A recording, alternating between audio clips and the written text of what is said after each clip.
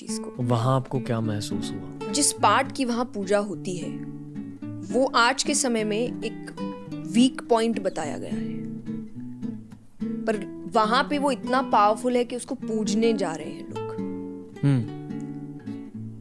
तो यानी आप जिसको सबसे वीक यहाँ समझ रहे हैं वो वहां इतना पावरफुल बताया गया है, तो जो ऑलरेडी आपके अंदर पावरफुल चीज है वो सोचिए वो कितनी पावरफुल होगी।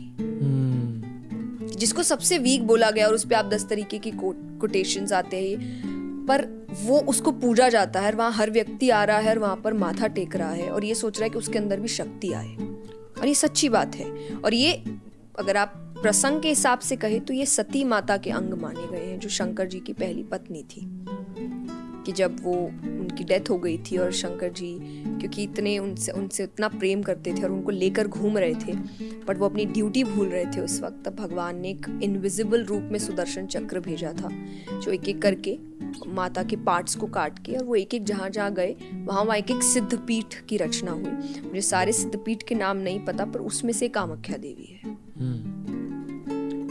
वहाँ आघोरी बाबा भी आते हैं, तांत्रिक भी आते हैं। वो तांत्रिसिज्म में एक बहुत मुख्य मंदिर है जी। आपको दिखे तांत्रिक वहाँ? नहीं, मैं क्योंकि अपनी कथा के लिए ही गई थी, तो आप इतने सारे लोगों के साथ जाते हैं कि वहाँ पे ऑब्वियसली आप ऐसा कुछ नहीं कर सकते जो आपकी सिर्फ क्यूरियोसिटी लेवल पे काम है, क्योंकि आप इतने लोगों को लेकर गए हैं, तो आप नहीं जानते हर कोई यही चाहता है कि नहीं। पर जैसा मैंने कहा कि वो भी एक डार्क साइड है।